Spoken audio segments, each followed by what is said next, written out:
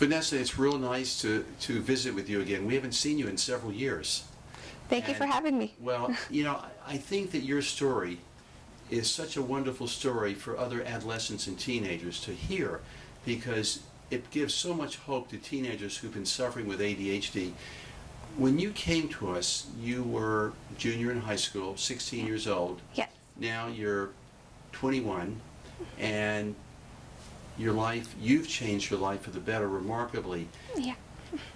Teenagers with ADHD in many ways have a harder time than even kids with ADHD because they've had it for so many more years. In high school, you're under much more academic pressure. You've got 5 or 6 teachers, changing classrooms. There's much more social pressure. Yeah. Teenagers with ADHD many times get burned out on themselves. They become unmotivated. They're never going to get better. Life is hopeless. Why try hard? It's not going to work. Yeah.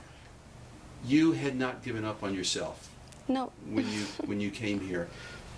Tell me a little bit about what was going on in your life when you first came here. How difficult were things for you? Well, it's always been very difficult for me when it came to school and personally, because I never fit in socially, because I was always known as being weird or being dumb by both my peers and my teachers, and that really affected my self-esteem for many years. You were a very good athlete, but Yeah. in the academic area and social area, you were taking a lot of hits. Yes, definitely. And that was really the only thing I had going for me for that time in my life was my volleyball, and that was really the first time I focused ever was on the ball coming over the net. But when it came to school or anything else, I was just the oddball, really.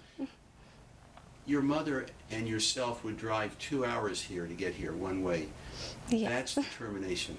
Yes, I really wanted to fix this. It was a 4-hour round trip, Mm-hmm. which you only deserve more respect and credit for what you've done. Thank you. When you started going through the neurofeedback treatment, the brain map guiding neurofeedback treatment, tell me through the course of the treatment, what changed for you? How did your life change? How did it improve? It was amazing. Of course, it took a long time. It didn't happen overnight, but I saw some changes. Like, my efforts were really paying off. My grades were starting to rise, and I was able to graduate high school, and I'm able to go to college now. And socially, I fit in, I guess, more with like the smarter kids, so that kind of feels good. But things have definitely gotten a lot better for me, and I learned how to learn. When you first came here, you weren't sure you were even going to graduate high school, much less go to college. Definitely. And what are some of the awards that have been given to you over the last several years? I've gotten a lot of scholarships for children with learning disabilities and people who overcame certain downfalls and what they did to fix them. Mm-hmm. So in a way, it really helped me motivate myself to apply for all of these scholarships and really help myself know that, it's not going to hold me back for the rest of my life. Like, it can actually be a learning tool for me to never give up. Well, in order for you to achieve what you've done from the treatment, what changed? Was it focus, concentration? Was it short-term memory? What actually got better that led to your academic success? Because you told me you're now you're in the Honor Society in college. Yes, that is still a big thing for me too, because I never would have thought I would even get an A ever in my life, and now I'm doing that. But overall, everything has changed. Like, my entire life just shifted for the better, of course, and I wouldn't want it any other way. But what drove that shift? Was it being able to focus and concentrate, or remember what you were learning with memory? Yes, all of that has changed.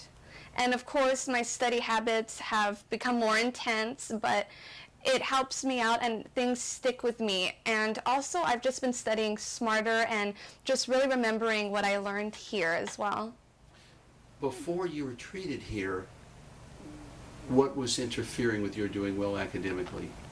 I just couldn't focus. I couldn't concentrate. I could read something, and after I read it, it's like it just went in my, like, in one ear and out the other pretty much. And listening was very difficult for me, staying still, and all over the place, and that's not good for an academic setting. So it really was your ability to develop, concentrate your attentional system in the brain. Yeah. So you could focus and concentrate. Yeah. Once you could do that, then you began to move forward academically. Mm-hmm. There will be other teenagers listening to your interview who may feel hopeless, discouraged, down and out, life's unfair, feeling my life's never going to work out. From what you've done with yourself, what message of hope would you want to give them based on what you've done and learned in your life? Honestly, what I can say is that don't give up, work very hard, and this really is a starting point.